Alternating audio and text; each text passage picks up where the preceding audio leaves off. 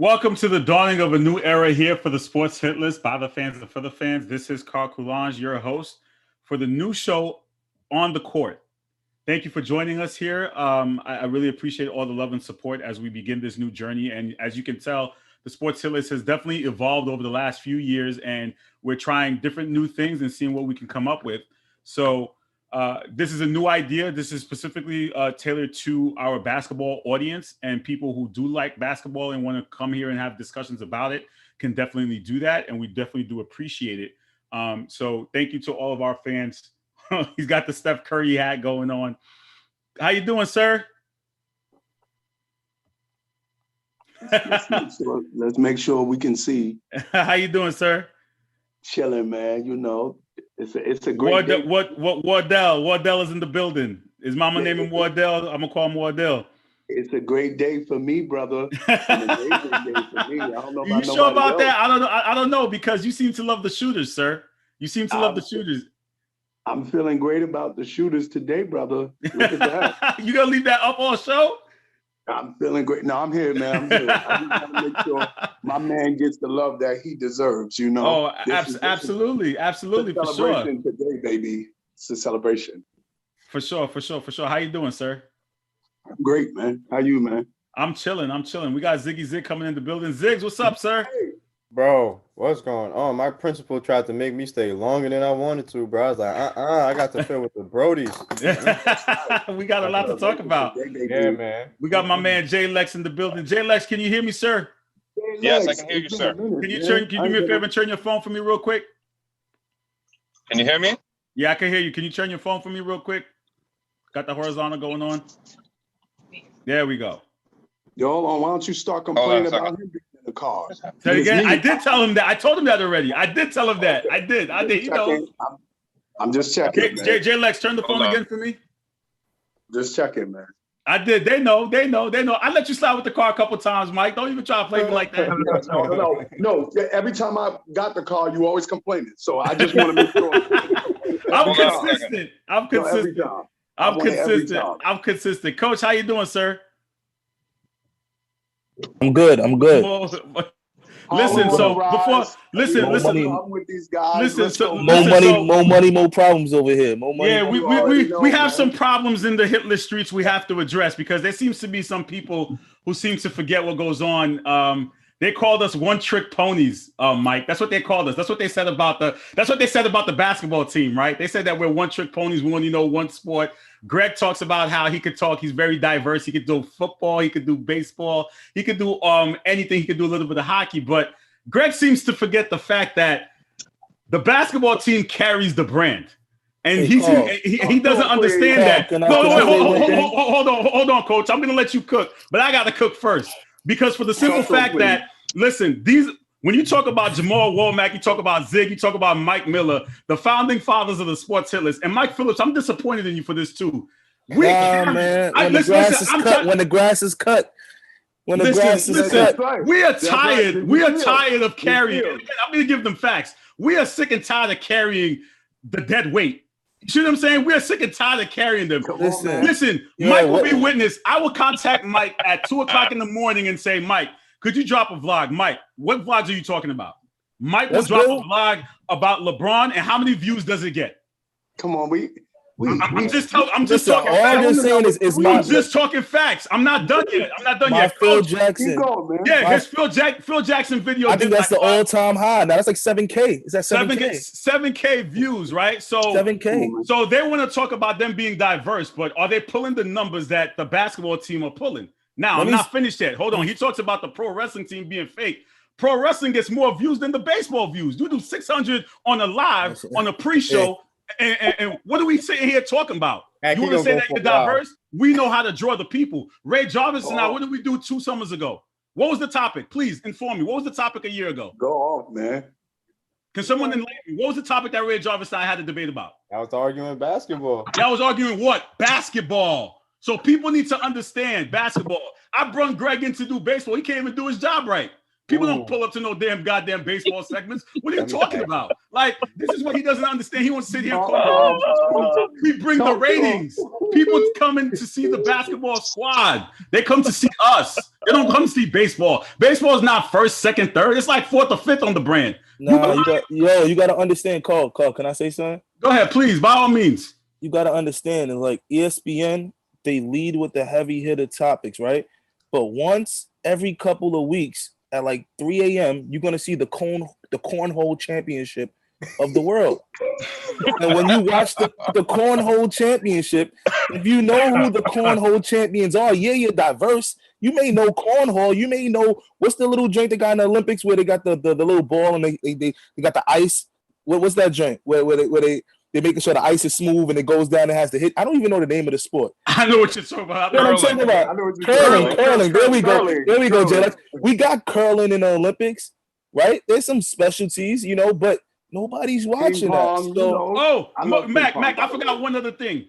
Post games.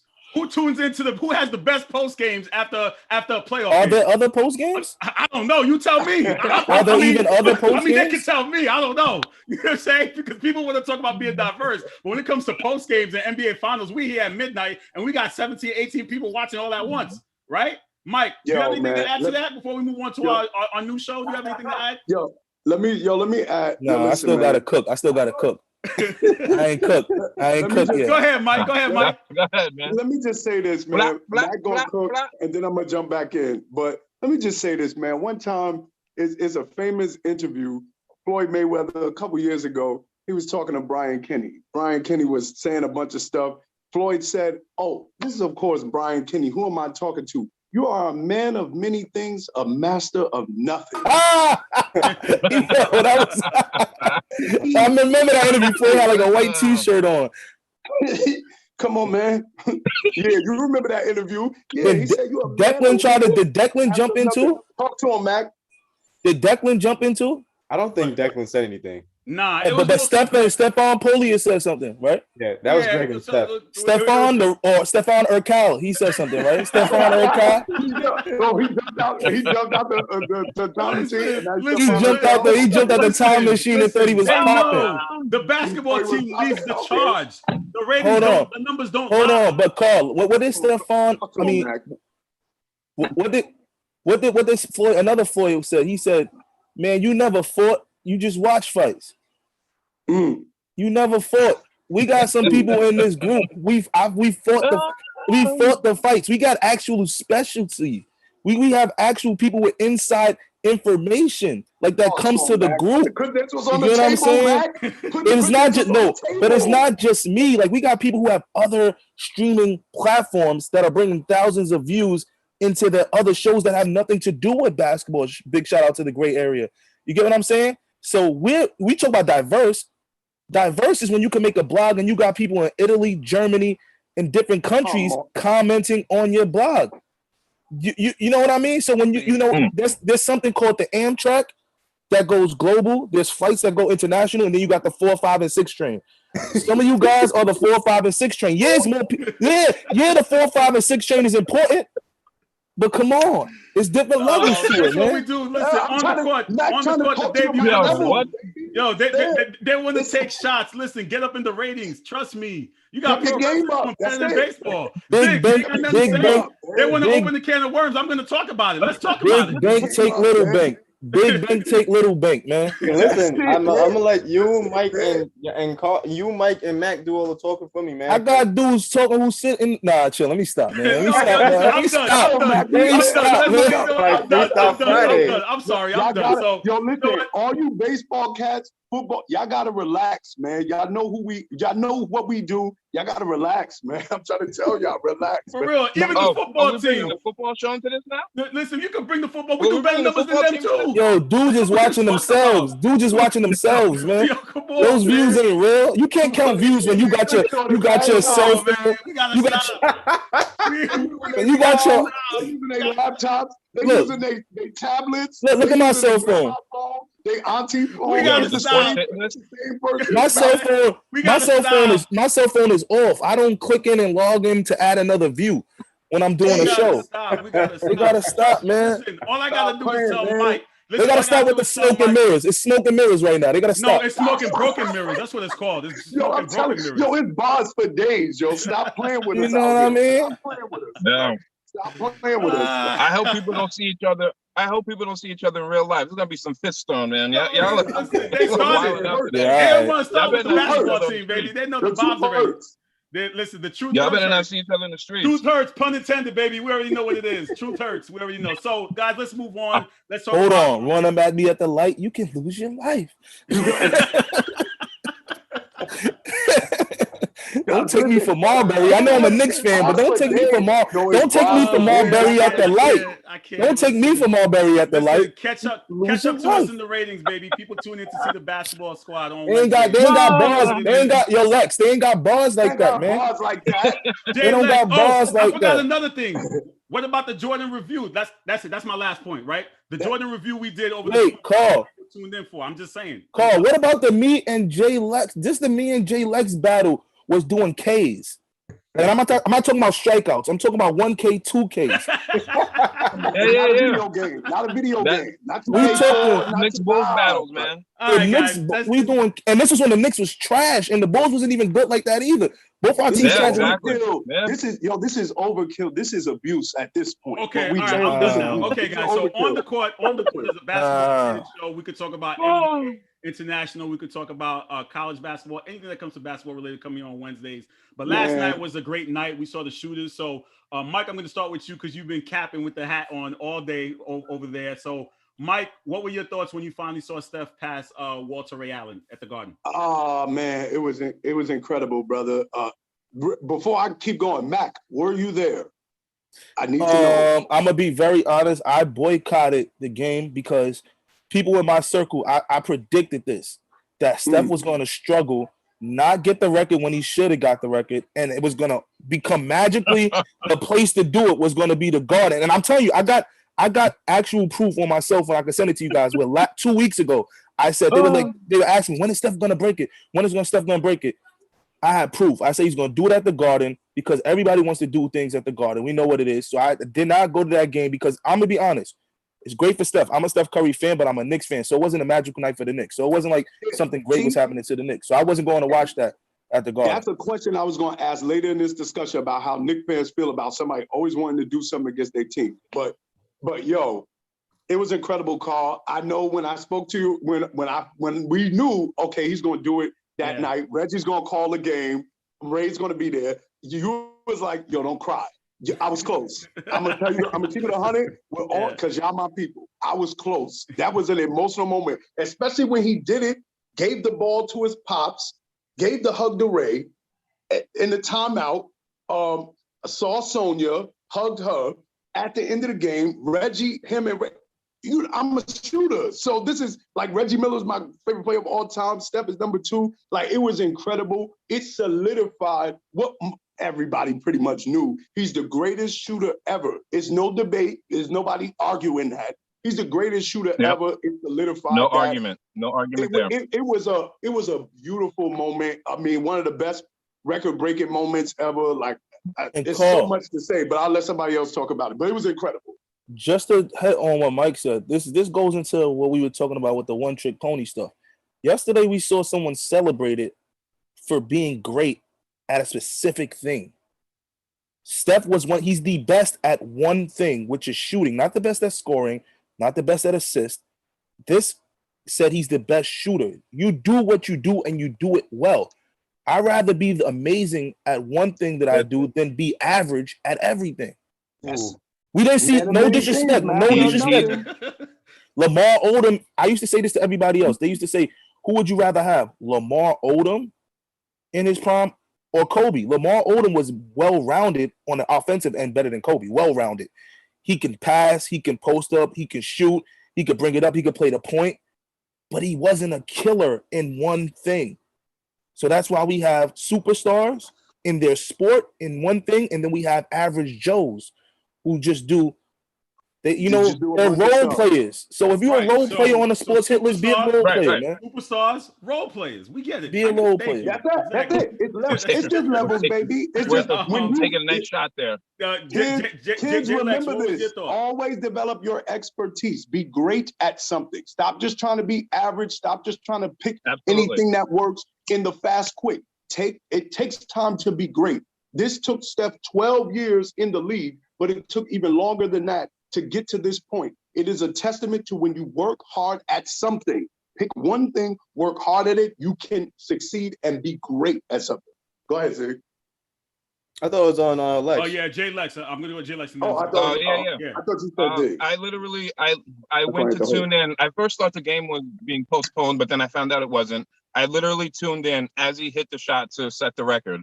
And as the other gentleman said here, he is, without a shadow of a doubt, the greatest shooter in NBA history. There is no, he's going to obliterate that record. It's going to be, I don't even know how many he's going to hit for his career, but he's going to so far surpass that record. And I think they talked about it last night on the program, while the game was going on. He has changed the way the game is played. Three-point shooting was a thing, but now it's the thing. Every offense in the NBA runs through some kind of three-point shooting. I mean, you got 4s and 5s now who all play on the wing. You know what I'm saying? So from that standpoint, he's one of the greatest players. I won't just say shooters, but one of the greatest players ever, because he literally changed the way the game is played. There were three-point shooters before him. They were kind of specialists, and you had Reggie Miller and Ray Allen, those guys who were a little bit above being specialists, but he literally changed the way all 5 players on the court play now. He changed the way offense is done, and you got to give respect to him.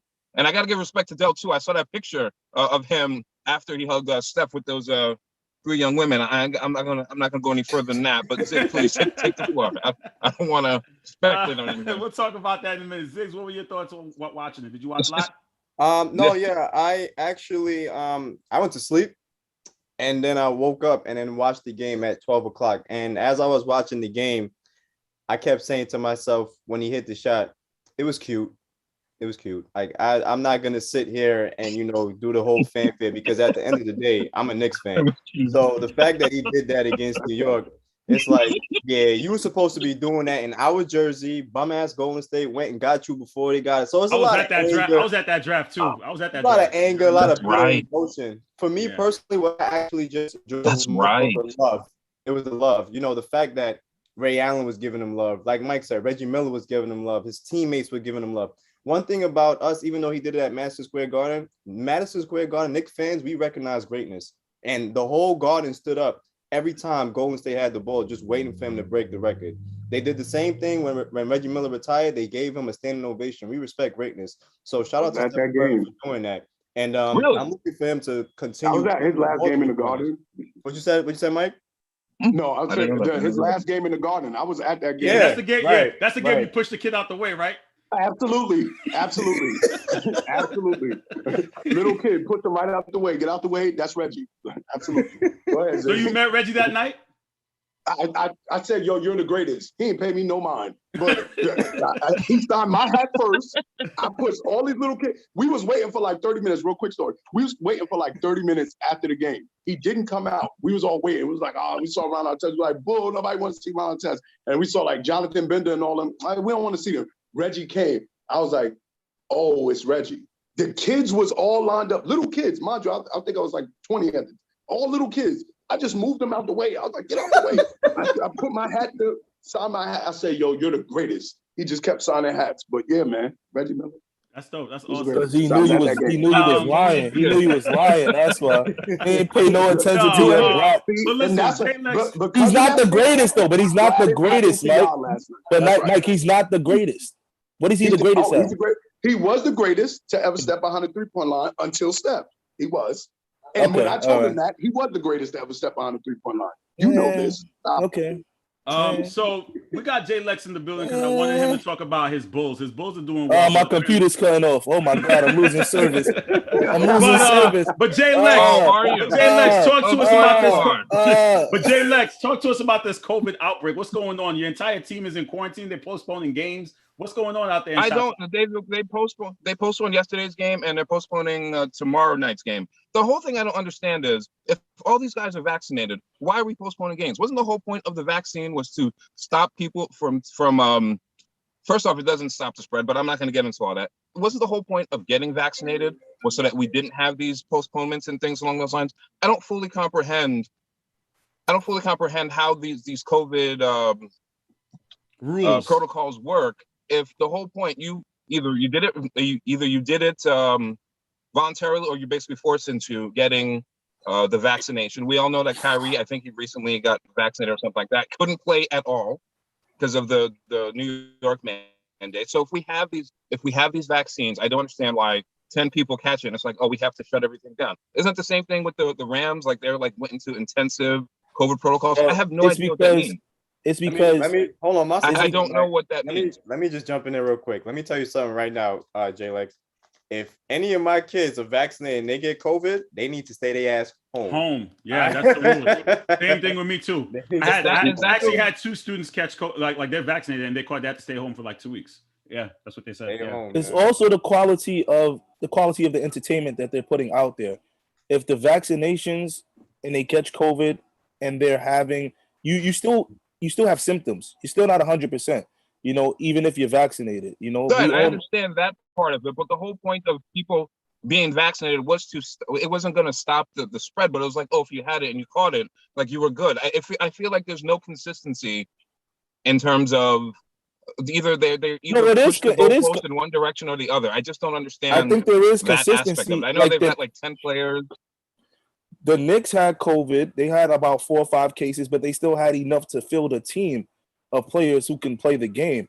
You guys had 10, so you wouldn't have had the numbers. If you would have had 5, I'm just talking from the standpoint of like when they,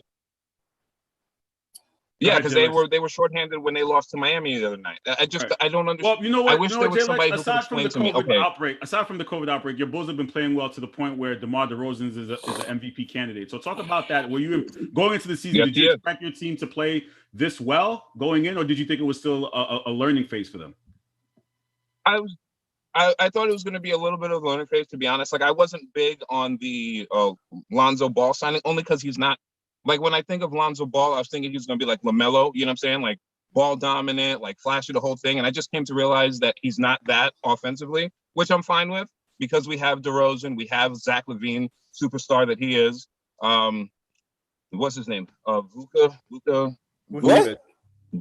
center. I can't remember his last name. Nikolai has been kind of a bust, but I think he hasn't found his space yet. Yes, he hasn't found his place yet, but I think overall we're playing great. I mean, it's defense first. I mean, even Caruso, like I know he was pretty good, but I know he was this good. I mean, he leads the league in steals on average, you know what I'm saying? So I love the defense. Billy Donovan's a clearly underrated coach. I mean, he's taken this team to the second best record, and that's with all the protocols, all the COVID and everything like that. So I'm very happy about it. I know some people are gonna be like, you didn't pick them in the beginning and blah, but I'm happy right now. They're doing very well. I'm glad that they're second in the Eastern Conference. Hey, Coach, I'm curious. Do you still have the Bada video that you sent me on Facebook? I haven't heard you in a minute. You know what I'm saying? No, I know it's been a little bit of a struggle for y'all. Nah, listen. We were in the same. On one day and he sent me we were in the same. Above his head. What's going on here? We were in the same situation last year. We had a below 500 record going into the All-Star break, and then we started playing our best basketball. And I expect the Knicks to do the same thing this year. So I'm good. I'm perfectly fine with where we at right now. Please don't send me that in the future. Lord have mercy. I thought you bumped your head. I was like, what's wrong with him, yo? Nah, man. Look how many people commented on that. That's what I'm saying. I know what to do to get the comments going. This is entertainment. Some people don't know how to do that. Some people don't know how to. I'm teaching these guys how. I'm teaching them how. If you make a comment or post every single day about nonsense, you get watered down and people don't react to your comments. Jay Lex, before I let you go, sir, what are your expectations? Is it Eastern Conference Finals? What's a successful season for the Bulls? Eastern Conference Finals, second round exit, NBA Finals? What are you thinking here? Or is it too early to tell? At least Eastern Conference. I mean, the championship, of course, is it, but you still got to give the champs their respect. Miami's a dark horse. The Brooklyn Nets look like they're going to get Kyrie back, so that's a tough one. Eastern Conference Finals, obviously the championship is the overall thing, but I would say Eastern Conference Finals. But it's going to be tough with those three teams. Well, Miami, we also have Milwaukee's in that mix too, just as well. So Eastern Conference Finals. And guys, can we see the Bulls making the Eastern Conference Finals, Mike? They have a chance. I don't think they're going to do it, but they got a chance. Ziggs? No, I think if they run into Milwaukee, they're going home in the second round. I don't think seeding gonna be important. Seeding is gonna be important. Yeah, it's gonna be a matchup thing. Yeah, he said seeding. Yeah, seeding. Listen, yo, Carl, one through like I don't know whatever number in the East. It's just like last year with the Knicks, finished in 4th place was kind of fool's gold because we were not. And I said it on the call. I said the Knicks were not above Atlanta. It was a pick'em series. And I think that's what we're going to see in a lot of Eastern Conference playoff games is that you're going to have teams where the game slows down. One thing I do like about the Bulls is their defense because the game becomes way more defensive minded and you need some scorers, which the Bulls have as well. But it's all about who's going to be hot at that time. Like Jay Lex said, protocols and just the matchups. Like the Bulls and the Bulls and the Knicks, we played each other. It's been 1 or 2 possession games every game. So if the Bulls finish second, if the Bulls finish second and the Knicks got into the playing game and wound up getting to play the Bulls in a first round matchup, I wouldn't be devastated because I've seen us play against them. I think we can win possibly in 1 or 2 or 3 possession games. So that's what the Eastern Conference really is this season. It's a 1 or 2, 3 possession league. Yeah, absolutely. I got a quick question for Jay Lex. Is it true you didn't have the Bulls making the playoffs? That was before the DeRozan signing. See, people are not going to do that right now. Let's not do this. I told you. I wasn't big on the Lonzo thing. I know that's probably drivers too. I wasn't big on the Lonzo thing, and then it switched, and I said, "Oh, we got DeRozan, and he's giving us 26." We're not going to do this right now. You see? It wasn't me. It was. I know. It was somebody in the chat. I know. The question asked by probably drivers. Careful what you say, Jay Lex, and we'll come back and bite you in the ass in the hitless streets. I'm telling you, man, it is what it is. Brother, thank you so much for joining us, man. You want to give a shout out? I know what they're doing. You're not going to do this to me. You want to give the fans a shout out so where they can find you? Yes, you can find me on all social media, FWW365 or Fitness Whenever, Wherever.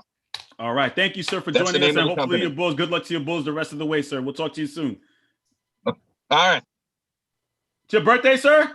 Oh, snap. Happy birthday, Jay. Happy birthday, man. Happy birthday, sir. Brother. Happy birthday, sir. Birthday shout out to you, man. Get a better button up on your birthday, my man. Get out of here. Love you, man. Celebrate. Don't bump your head and send me that stuff, man. Happy birthday, Lex. Don't do that. You know what I'm saying? Enjoy your birthday, sir. Yeah. Go ahead, man. Go ahead before I roast you on here for your birthday, man. I know he ain't gonna stop roasting. We used to do. Jay Lex, enjoy your birthday, man. Take care. We'll talk to you soon. Thank you very much, guys. Thank you for having me. All right. Yeah, you're watching man. this. You're watching On the Court here on the Sports Hit List. Guys, another issue that I know we've talked about this. Bing bong collar. But I wanted to get Mac's opinion on NBA inside the NBA last night. Chill, man. Why you got the Hawaii? Why he got the Hawaii 5-0 talking about Bing Bong? His collar is touching his nipple. What's going on, man? I got someone knocking on the door. He's an NBA guy. I know that for a fact because he drops NBA videos all the time. We got a special guest who comes on the court. He's on the court right now. Oh, it's All-Star game now. It's the All-Star game now. It's the All-Star game. We do. He don't go to smoking mirrors. He don't go to smoking mirrors. He pulls up to this show. He knows what it is. He pulls up to the A show. Ray Jarvis talked to him. You don't go to smoking mirrors, right? You be dropping basketball videos. You don't talk about baseball. You don't be talking about football. You talk about basketball. You know what it is. You on the court, baby. Tell the people. Tell the fans. Listen. I heard Jay Lex, a few seconds ago. That was not me in the comments. As I said off wax, I would not acknowledge Jay Lex on anything related to the Bulls ever again. I'm not joking. He can't talk to me about the Bulls until he admits what he said. We showed this man screenshots and he still denied it. I will never acknowledge that man. As for what's going on in these streets, it's a lot of free smoke. I don't understand. Greg is my guy, but I feel like you're getting a little success, but you're getting out of pocket. X-Pac never led DX. You know what I mean? Triple H had a little bit of a run. But you gotta let the showstopper do what he does. It's rare that I ever agree with Carl. But right now, Greg, you got out of line. I didn't even catch it straight. But just rules are rules. Stay in your place. Mondays and Fridays, smoke and mirrors, you have your thing. But when it comes to Wednesdays, there is no smoke and mirrors without Wednesday. There's no Monday, no Friday without Wednesday. Know your role and shut your mouth. Okay? Straight like that. Straight like that. Point done. That's it. That's it. Straight like That's it. There's nothing else to say. That's it. Thank you very much. That's it. With that said, Ray Jarvis, your Lakers, sir. While we have you, your Lakers. What's your take so far now that we're almost at the All-Star break, or better yet, at Christmas? The Lakers are exactly what I thought they would be, who I thought they were the minute they acquired Russell Westbrook. It never made sense. You have an issue with floor spacing. When you play with LeBron James, you need a certain level of space so he can do what he does best on the floor. All the shamrockery about his AD's team and this guy's team, and we're going to make it work, and Westbrook is going to learn under LeBron James. This guy was who he was before he got here. To use another Jay-Z quote, shout out to Coach. You know what I'm saying? We got to understand that guys don't change their stripes 13, 14 years in the league. Westbrook is who he is. I'm not even mad at Russ at this point. I'm mad at the Lakers brass. I'm mad at the Clutch Mafia for thinking that this was a good idea. You need spacing. You need three-point shooting. We talked about it in the first segment. Three-point shot dictates basketball at the NBA level. Hell, at every level now it looks like, So you cannot bring in a guy who can't shoot next to LeBron James, who's a streak shooter, next to Anthony Davis, who also needs a certain amount of space to operate. And you can't ask Anthony Davis to somehow turn himself into Dirk Nowitzki on these pick and pop threes, and things just don't make sense. Now, I know Trevor Ariza and Kendrick Nunn haven't played yet, but they're not going to be that much of a difference as long as you have a guy named Russell Westbrook in certain situations, being himself, going 1-on-4 when we need to run some offense. There's times when I'm watching the games and I'm seeing AD tell Russ to slow down, and Russ is going to the basket anyway. He is who he is. I'm seeing rumors now that there's talk in the Lakers brass, aka the Clutch Mafia, about it's not working out with Russ and they have to seek a trade. Who's surprised? It was never going to work. I'm not going to say I'm boycotting the Lakers, but I'm not invested in this team because they made a bad decision. They went bad on bad. You have LeBron James, you have Anthony Davis, you do not get Russell Westbrook. You go get Buddy and you space the floor. You go get DeMar DeRozan. Shout out to the Bulls and Kyle Lowry, which were actual real options for the Lakers. You know what I mean? Not Russell Westbrook, a guy who does not fit any needs that you have outside of secondary playmaker next to LeBron. But when you have LeBron on the floor, when do you ever need a secondary playmaker? Let me know. Because Russ is not, you actually Russ to stand in the corner and shoot threes, that's not going to work. Russ don't cut off the ball. Russ does nothing off the ball. So how does this make sense? It never did. I'm ranting. I'm upset. Get Russ out of here, and then I'll get back on the bus. So then now, with Ray saying that there are rumors swirling around, let's go to our resident Wome. Last night on NBA on TNT, they were discussing Portland, and the panel was conflicted about what do you do with Portland and looking at their trajectory over the last couple of years. Now they get a new coach, and they're not playing really well. I think they've lost six straight. Wome, Dame, where could he possibly be that answer the Lakers are looking for in their season? Is Dame the answer? What do you do with Portland, and what Jarvis had to say about the Lakers too? That's like saying is water wet? Like, of course he's the answer. He is the answer to the Lakers, what they need. Dame is a guy who can space the floor. He's a guy who can pass. Guy who can get into the lane. And he's a guy I think that understands the game of basketball beyond himself. So I think that'll be a great addition to the Lakers. If you get Dame on the Lakers, they are my favorites to cut down the nets with a player like that on their team, with a guy who can really score, because he can score at every level. He's a clutch free throw shooter. So if you're winning a game with 2 minutes, he gets fouled. You can almost count that.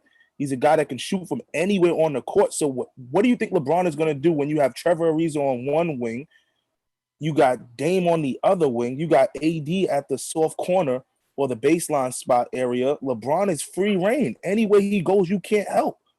He's going to back you down until you have to send someone to help, and then they're going to have shooters all around him. Now what teams are doing, like Ray Jarve said, is they're shading LeBron on every drive, wherever Russ is. Everyone's going to overhelp, and they're going to leave Russell Westbrook open and know from the help side defense, he's going to drive to the basket. Now you get a little simple rotation in there, rudimentary defensive rotation, and you're back to doing what you need to do. With a guy like Dame, you really have to game plan how you're going to attack that. And that's how the Bulls scheduled their team. The Bulls put all the shooters around Michael Jordan, even the centers, Bill Wennington, Luke Longley, only Rodman couldn't really shoot it. Bill Cartwright, when they first started, these were bigs that can shoot. Scottie Pippen, decent shooter, but more of a slasher, one slasher. And then you put the Paxsons, the BJ Armstrongs, the Steve Kerrs, Ron Harper late in his career became a standstill three-point shooter.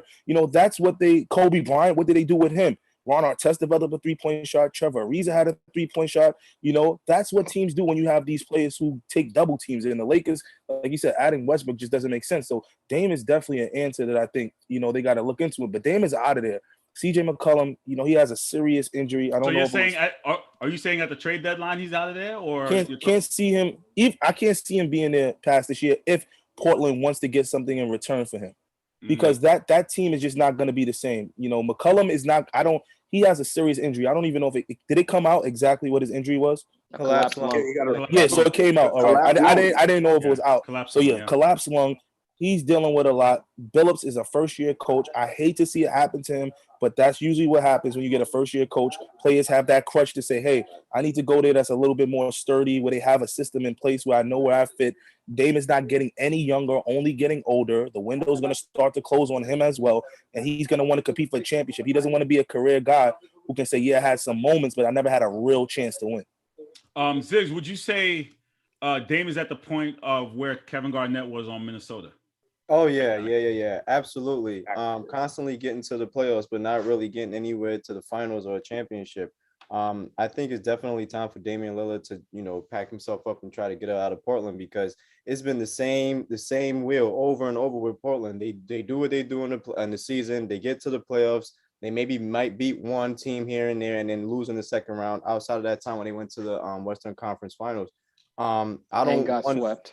And got swept, right? Exactly. I don't want to see Damian Lillard keep doing this over and over. I know see you, Mike. I know they got swept by him.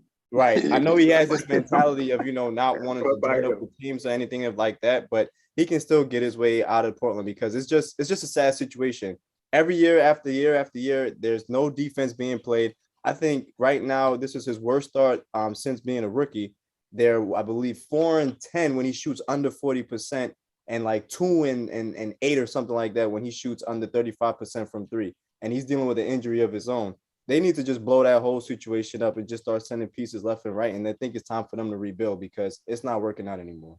So, Mike, let me ask you this. Dame has never been vocal about being traded or moved. He's been about preaching loyalty to the Portland Trailblazers. So is that Dame capping, or is he truthful in wanting to stay in Portland and hoping that it works out and being a Portland lifer? No, I think he believes it. He just said it about 2 weeks ago. I'm not asking for a trade. And in fact, he was asking for a 2-year extension. So I think for now, he believes it, because you remember a couple of years ago, Dame made the comments that it may not, the grass is not always greener on the other side. And what did he reference? He referenced KD, his first year in the Warriors, after they won. KD said he just said he was sitting in his room or something to that effect, where it didn't move him in the way he thought he would. So Dame, reflecting on that, looking at his situation, said, well, if I leave and go somewhere else, hypothetically, let's say I leave and someone said something ridiculous like the Warriors. Let's say or the Lakers, which is more realistic, but I don't know if the Lakers have the pieces to get him. But let's say, hypothetically, he goes there. They win a championship. Sure, he won a championship, but you know what everybody's going to say. Oh, well, LeBron helped Dame win a championship. He couldn't win, so LeBron had to bring another. All we're going to do, all the media will do, and all the people that, these players pay attention to, because they do, they'll just elevate LeBron's legacy. And Dame will just be part of the story of LeBron's legacy. So I think he actually does hate that aspect. He's got that old school mentality a lot of us have, that saw our players. I'm a Reggie Miller fan. Reggie played on the same team for 18 years. And what did he say? I didn't win, but I wanted to beat these guys. I didn't want to play with them, because that win isn't as fulfilling. You and I both know, Carl, we elevate Dirk Nowitzki. I think everyone in here, Jarv, all of us, we elevate Dirk's championship, not just because of who he beat, but it's how he won it. Staying on the same team, going through the pitfalls, the highs and the lows, and getting through that gauntlet that year in 2011, beating all those teams as him being the solo superstar. Jason Kidd was over the hill at that point. He contributed, though. So I think Dame really does believe he should stay there. But at some point, he's gonna start to realize, and this is where I think Portland steps in. At some point, if you're Portland, so what if he feels that way? He's, as Max said, he's 31. He's not getting younger. And at some point, you have to see your ceiling.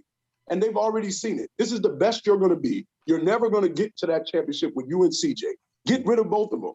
And you start building your team over. So as much as Dame may personally feel, yeah, I want to stay here. I want to do it in Portland. He said it 2 weeks ago. I want to do it in Portland. You as the organization, you have to ask a deeper question. Can we afford, are there moves to be made to make us a championship team? If the answer is no, then the only move to make, we all know this as NBA fans, you're either going to be really great competing for a championship in that realm, or you're going to be really bad trying to rebuild and build your team. Being in the middle is the worst place to be. We talked about this last week, Carl.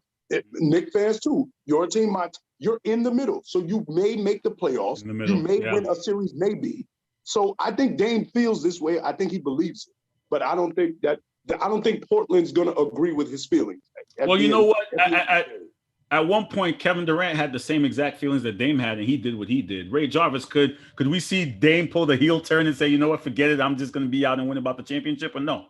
I think we already saw the early stages of this heel turn. But it will be a heel turn where he never actually embraces it. He'll be a tweener, because that report that came out about him wanting a 2-year, $107 million extension, that's essentially telling Portland to trade me. Because will Portland want to pay this player $50 million per or 50 and some change per over the next 2 years? Portland kind of operates like a small market team that doesn't open their wallet. So I just don't see a scenario where they pay it, whether it's at the trade deadline or this summer. Dame is a former Blazer. Let's get that into our mind. When I look at the Portland front office, and I notice that no one said this, so I'll be the one to say it.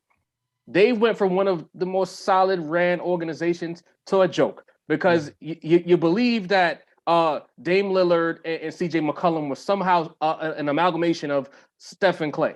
They were never that. No, you held on to these two players because you believed that they were the two pillars that you needed in order to get over the hump. And you had some decent playoff success to where you felt like you could build upon it. If you want to say that these two players are the pillars, Steph and Clay, of the Pacific Northwest, then add to it. No one at this panel can say that they saw the Portland Trailblazers add to CJ McCollum and Dame Lillard to a level where we could come on this show and say, you know what, Portland's a dark horse favorite, or Portland flat out can beat said team in the West. We watched the Lakers be sorry for 7-8 years, and then LeBron showed up and we're a championship team while Portland was still on that treadmill. They're not necessarily in the middle, Mike, but they're in the upper middle class. So essentially in America, if you're in the upper middle class to the billionaires, you're still broke. You know what I'm saying? So at the end of the day, they call it working poor. Yeah, you managed to be upper middle class, and when you got next to a billionaire in Golden State a few years ago, they packed you up and told you to pay your taxes along the way. So when I look at them, I look at the Portland front office. You guys failed Dame Lillard. Dame Lillard failed himself because he thought that they were going to build a team around him so he could say, you know, I'm going to stay here. But they never did it. They never got it done. They didn't add the parts. And you know what? We got to look at Dame Lillard, bro. There's a certain level of him. Actually, I'll wait. Well, you can pass it on to the next person. Well, Coach, before we let you go, Coach, we have the question of the day. It's time to play multiple choice question of the day coming from a fan, right? We got multiple choice questions. You said you're good at multiple choices, right, Coach? Okay, very much so. Very much okay, so here's the question before I let you go. So the question is, Game 7 on the line, and you're the coach, and you look at your bench. You have Reggie in his prime, Ray in his prime, Steph in his prime. And the championship's on the line. The game is tied. 5 seconds left. Who do you give the ball to? Is it? What's the score? The score is tied. The game is tied. What's the score? The game is tied. 5 seconds left. Ray Allen. Because? Ray Allen in his prime, he can go to the basket. He'll dunk on two people. He can pull up for the mid-range, and he can shoot a clutch three. He can drive and get to the basket a little bit better than Reggie and Stephen Curry. So that's why I would go with Ray. He was a better multi-dimensional scorer in his prime, 2s and 3s, than Stephen Curry. Now, if it was a 3-point game, depending on who else was on the team, then that would probably be a different answer. Steph would fall last in my choices in terms of clutch and going to somebody with 5 seconds on the line. It'd be between Reggie and Ray Allen if I just needed a 3, coming into the game. If it's sideline out of bounds, I'm probably going Reggie because him off that curl, going strong to his right-hand side or left-hand side was pretty much automatic. So if it's sideline out of bounds, going to Reggie, but just need a bucket, Ray Allen. Ray Jarvis, same question. I'm gonna side with Coach. I think because people forget, they remember Boston Celtic Ray Allen. They forget that Ray Allen was a monster on the wing who could do everything. He was right next to T-Mac and Kobe at his peak in the early 2000s as far as multi-dimensional, multi-level scorer. You know what? As much as I love Steph, it's not even a matter of him being clutch. The way they run offense with Steph in clutch time situations, for some reason, Kerr never runs sets for Steph to play off the catch in money time. They put the ball in his hands and they ask him to isolate, and he gets blitzed by 2 or 3 defenders, and he gets an ugly shot. So if I had to go in an order, it would be Ray Allen, Reggie Miller, because Reggie Miller always got the little curl. For some reason, they always call the right play for Reggie to come off that curl and catch and shoot. But Ray Allen could catch and shoot, could isolate, and he can make a shot with multiple hands in his face because he had that 6'4", 6'5" frame. He could do it all. Ray Allen is my pick. Ziggs. Yeah, same here. Ray Allen. Jarv just took the last thing that I was going to say. I think too many people get caught up with Boston Ray Allen and not Milwaukee Ray Allen. Milwaukee Ray Allen. Used to put posters on, people's walls and things of that nature. And Seattle Ray Allen. Going with Ray Allen. Not going to make it long-winded. Mike. Reggie. because I didn't. That's biased. That's biased. I'm Yes, giving you a reason. We all remember Milwaukee Ray Allen. I do too, and I remember what Reggie did to him in the playoffs. So Reggie, I've seen it. So because of that, come on. What that got to do with anything? We saw Reggie do it. We saw Ray do it in the finals. That's my information. That is my information. I've seen, because Mac gave a qualifier. What? He said, "Well, is it tied? So let me give my qualifier." If he's the number one guy on the team, I watched it happen. I watched the 2 of them play. Reggie, to me, is more clutch. So therefore, Reggie's more clutch than Ray. The finals, Mike. The finals. You remember 2013? Mike, come on. Let's seriously have a conversation here. Do you remember 2013?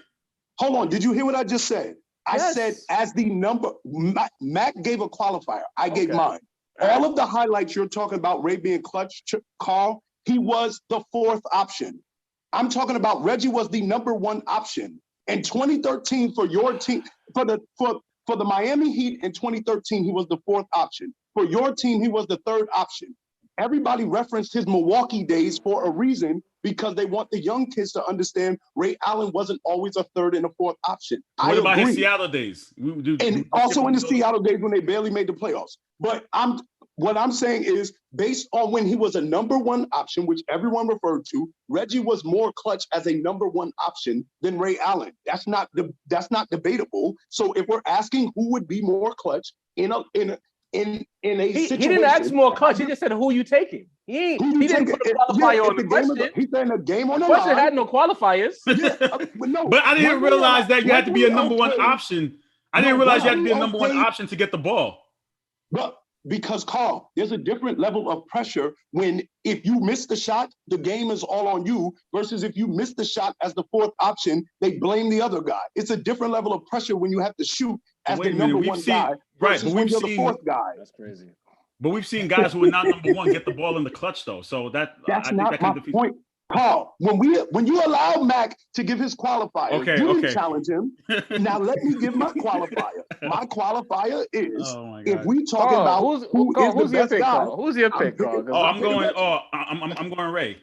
That's bias. That's bias. That's not bias. Everybody else on the panel wearing Ray. That's not bias. You're the only one who goes Reggie. Say it again. It has nothing to do with him playing for the Celtics. Oh, but that's bias. That's bias. You can never not give. Why didn't you pick Reggie? Because again, based on what everybody just said, it's not. Oh my goodness, you're not even gonna let me finish. It's biased when I pick Reggie, but it's not biased when you pick a Celtic. It's biased. It's biased. Are you done? No. No, you hater. This is one of my favorite questions to ask, guys. I always ask this each week, and you guys can tell me if it's changed or not. Teams to watch on League Pass. I know some of you guys said the Timberwolves are a team to watch. What teams should fans tune into to watch that are not on national primetime games, Coach? I'm gonna leave after this. Teams to watch on League Pass. Watch the Hornets. Like watching the Hornets on League Pass, and I like watching Cleveland, which is weird. I like watching Cleveland. I like Mobley. I like what they're doing up there. So those are my two teams to watch on League Pass. All right. Thanks, Coach. We'll see you next week here on the court. Take care, man. Ray Jarvis, I'm going to ask you the same question. League Pass game and not national televised. What team you picking that people should watch? Right now, it has to be the Chicago Bulls. They're the most entertaining team outside of maybe Charlotte. Most entertaining team in the league. Remember, they're good, but they're not getting the national TV looks because they weren't supposed to be this good. So as far as League Pass goes, if you want to sit down and watch some entertaining, fast-paced basketball, if it's not the Bulls, it's the Hornets right now. Quality basketball. I don't know about Minnesota so much, but definitely the Bulls and the Hornets. Ziggs, are you changing your pick from last week? Or I'm sticking to the two. I said the number one team for me was the Charlotte Hornets, and the second team for me is the Minnesota Timberwolves, strictly because of Anthony Edwards. Fair. Mike, you changing your picks? And Matt took it. I'm my becoming League Pass team. I'm going to watch the Cavs. At first, I didn't want to watch them, but seeing that they're 17-12, that number 3 defense, I want to see Evan Mobley. I didn't get a chance to. Garland. Yeah, and that without Garland too. No, they without. No, without Sexton. Yeah, they without Colin Sexton. But I want to watch them. I want to see how that flow is. I want to see that mix. Kevin Love cooked us, jerk. Like, so when we played them, like all of a sudden he wanted to play good when he played them. Trash for like 2 years, but no. So I saw them beat my Pacers, but I want to see what the hype is about with them and see if they can sustain it. So yeah, but still. Timberwolves, Ant-Man he's incredible. So there's something exciting you can see from him every night. So I'm interested in that. Ray Jarvis, before you got on, everybody else gave their flowers to Steph. You have any thoughts as to last night and what it meant to you to see history? I won't repeat too much of what those guys said. We know what it is with Steph. I mean, Steph and Kyrie are the two players that I would say have replaced Kobe for me as far as favorite players go in the NBA. I won't say too much. Y'all know my history. Anthony, who's in the comments, knows my history with Steph. That's my guy. I love all the success he's gotten since Davidson. Like, I saw something in him, and if I thought he'd be this, I'd be lying. But I knew he was good, where a lot of people doubted. And there's an irony to seeing him do it in a garden, and that's really what I want to focus on right now. A few weeks ago, I'm in Barclays Center, and I saw Screaming A. Smith on the socials talking about how lit the Barclays were for Steph Curry, and it felt like there was no culture in the Barclays Center. There was no Brooklyn Net essence in the Barclays Center. And then I watched this game last night, right? Carl, I'm going to come to you, brother. Not to hijack the show, but I'm going to come to you. Why? Because you're a Celtics fan. When Ray Allen hit that shot in Boston as a Celtic against my Lakers to set the record, what happened? Did they not continue to play? They did. They stopped for like a couple seconds, and then a couple of seconds, right? A couple of seconds, and then he went over. He embraced Reggie, and then. But didn't they have a commercial break? They didn't stop the play. Yeah. Didn't Kobe acknowledge? Didn't Kobe acknowledge Ray Allen while it was a free throw being taken? He did. They didn't stop the game. He basically just gave him like a fist bump, or like he tapped him on the ass or something like that. Yeah, so I remember, I got to repeat this, and I want you guys to clip this for the Bozo Nation fans. I haven't said that in a long time, and it's good to say it again. Clip this. I remember Screaming A. Smith saying that there was no culture in the Barclays Center, and that it felt like Oracle East in the Barclays Center. Yet when Steph Curry in Madison Square Garden set the record, they essentially had a whole championship celebration in Madison Square Garden for Steph Curry, with Knicks fans on their feet celebrating every time Steph Curry even farted on the basketball court. Stopped the game, had a whole coronation, hugged his pops, hugged Reggie Miller, hugged Ray Allen in the middle of the first quarter. They even had the championship coronation music playing in the speakers. I didn't see anybody talk about that today. I didn't see any viral clips. But a few weeks ago in Oracle East, aka the Barclays Center, a lot of Knicks fans, including Screaming A. Smith, had a lot to say. And yet again, a championship coronation for a record, not a retirement tour, a record. Bozo Nation got a whole lot L. I don't want to hear nothing from y'all. You know, this is what I talk about. It's a Nick town. It's a Nick town. And y'all know how, and y'all just know how to embarrass New York City. How dare you have a championship coronation in our city, in the mecca of basketball for Steph Curry in the middle of the game, giving our rollies and having t-shirts on in the locker room. Did they win the championship last night? Disgusting. I don't want to hear anything from Knick fans about this again. It's a net town. I said what I said. So you see, Carl, and as the Knick fan here, this is exactly what I was referring to. Everything Job said. This is what I said earlier. It was disgusting to watch the game, and 2 minutes into the game, they're standing up every time the Golden State has the ball. They're not standing up when the Knicks have the ball. They're standing up for Golden State. And I understand the respect factor and all of that, but when that happened, it felt like somebody got dunked on in a park game and the game just stopped for like 5 minutes. Yeah. That's what it felt like when I was watching. And I'm just like, yo, why are we doing this? Let's get back to the game. At that point, I was just like, all right, I ain't watching this no more. I seen Steph do what he had to do. Knick fans are fake. I'm out of here. I'm not watching this. So Knick fans, but the Knick fans at the Garden enjoyed it though. No. You're not. Listen, you want to enjoy it. Listen, you want to enjoy it. That's fine. Enjoy it. But nobody's saying for you to go out here and sit here and serenade this man all throughout the game. Even after he made the record, they played the music on the speakers, the championship coronation music on the speakers in the Garden. I don't want to hear anything from Knick fans. So I have no argument to what Job just said. When you always describe your Bozo Nation, Carl knows this. I have always had a special box for Knick fans. Zig, my man Smooth, and Mac. I put them aside. They're not the normal Knick fans. They you see, Mac said he boycotted the game. I'm not going. It's happening to my team. Zig said it's disgusting. I put them aside. But yes, let's go with all. Did you see the Bozo Nation mascot after the game taking pictures on the floor, laying on the floor? He really did have the angle. He was like this. He really did. Laying on the floor like a sucker. He did. Hold on. Since we talk about teams, let me just do this real quick. You saw what happened Monday. Yeah, we lost by 2, but you saw what happened. We wasn't letting them get it in our house. Not in our house. Go get it in the Garden against them bums. But you know what, Mac? But you know what Mac says he has.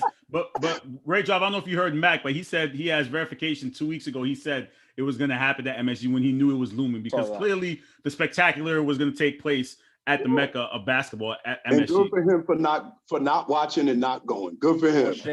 That's a loyal fan. That's what I'm talking about. Oh man. You guys the rest of you Knick. Oh, we're gonna take Ray's. The rest of you Bozo Nations, y'all should be ashamed of yourselves. That's disgusting. That's nasty. That's nasty. 4 months ago it was, look how lit it is in the Garden. Look at the atmosphere, blah, blah, blah. Now we're cheering opposing players. Giving us championship level coronation I was gonna ask in the first quarter. So before I let you guys go, to be fair. Wait. Hold up. What you mean to let us go? You home. You're not. I know I'm home and listen, I gotta go. I'm home. I gotta go. All right. It's 5 o'clock. She knows it's 5 o'clock. I gotta go. Y'all gonna give me. Listen, it's at 5 o'clock. Yo, when Travis sit there and give you them long ass monologues, and I cut him off at 1 o'clock, and done at 1 o'clock. So Ray, let me ask you this: so is it okay? Is it okay for those kind of serenades and a farewell tour? Is what you're saying? A farewell tour, it's okay for those. That's the only time it should happen. Is in a farewell tour at the end of the game. That's right. At the end of not in the first quarter. We're not stopping the game. The audacity of Steph Curry to go hug his dad. It did look crazy. It looked crazy. He walked on the court. They might as well have got a podium and had a whole press conference after that. That's a fact. It did look crazy. Yo, stepping back, it looked crazy for you to be an opposer. I don't care if it's the greatest arena ever. The Knicks play there. That's the Knicks. Okay, but you can't do that. The Knicks were guests last night. They were not even the hosts. They were the guests. They was the guest team. I'm trying here. I'm trying. You guys are making it so hard. I'm trying here, but again. Given the media hype behind the moment, given the fact that Reggie was there calling the game, they had Ray Allen there, everything that comes, the spectacular that comes aside from basketball at that moment, regardless of where they were at, you still don't do that? You do it at a timeout. At the end of the first quarter, maybe you have a little gap in between quarters. Bro, they stopped the game, bro. We ain't stopping the game for 15 minutes. We ain't stopping the game for 15 minutes. I'm not going for it. No, I wasn't. Yo, as much as I would have saw the nostalgia, oh, he breaks it in Indiana where Reggie played. No, I was cheering on Malcolm Brogdon. Yeah, lock him up. Lock him up. The cameraman ran onto the court, boy, and was filming Steph go to the corner to hug his pops. Come on, son. He hugged his whole team, the entire team. Everybody got a handshake from Steph. What are we doing here? With the music in the speakers. That's what really messed me up the most. They had the coronation music in the speakers. I can't disagree with that. The music was kind of sus. The music was kind of It was weird. The music made it weird. Like, yo, the only thing missing last night was Knicks fans chanting MVP. And if Steph would have went for 40, you would have heard MVP chants like last night. I bet everything. Oh, when he was doing the interview with Reggie with TNT, they was chanting MVP. I heard it today. They was chanting MVP when he was doing the interview with Reggie, and Ray and Reggie was in the background. They was chanting MVP. I was like, wow, that's crazy. Yeah, it's sad. It's a sad day for y'all Knicks fans. I ain't gonna lie. Job, tell the fans your info. When can we expect another great area, man? The people are starving for it. What's up? You know, I drop another clip when I drop. You know, I was about to give y'all my synopsis on Dame Lillard. That is actually the next clip that's coming, so stay tuned for that. There's a new rap roundtable out as we speak, so tap into that. You know, the content is always coming out, so we're doing our year in review. So each day on Instagram, right now we're at the album of the year phase of the year in review. So tap into the gram, tap into the YouTube for the rap roundtable, and look for that Dame Lillard clip that's coming maybe by the end of the week. Great job. Let me see if I can book you now. So the final On the Court show, we're going to do progress reports. On the NFL kickoff, we did report cards, but the NBA is kind of at that midpoint where we're not giving out full report cards yet, but we're giving progress reports. If you're available, we'd love to have you on that to give progress reports to NBA teams. When are we doing this? I would say the last Wednesday of the year, which would be, let me check my calendar, the 29th show. The 29th. Yeah, I should be there for that. Yeah, so we'll be giving out progress reports to NBA teams and seeing where they stand. Guys, thank you for joining us here on the first episode of On the Court, each and every Wednesday. Like, share, comment, subscribe. We are now on Twitch. We're streaming on Twitch now, so please make sure you can find us on Twitch, on YouTube, and also on Facebook. Please follow us on Instagram. Like, share, comment, subscribe. More content coming for 2022. We have a lot of things coming we're working on, so please thank you for the continued support of the brand. And Friday, you can tune into the other show. You can find them at 4:30, The Smoke and Mirrors. Yes, Steph Wardell, go ahead. Yeah, the other show. The other show. Correctly, the other show. That's the right. other show, and then Sunday I'll be back here for NFL kickoff, I believe, for Week 15. We're coming to the NFL, right? Week 15 for the NFL. Please make sure, again, like, share, comment, subscribe. Take care.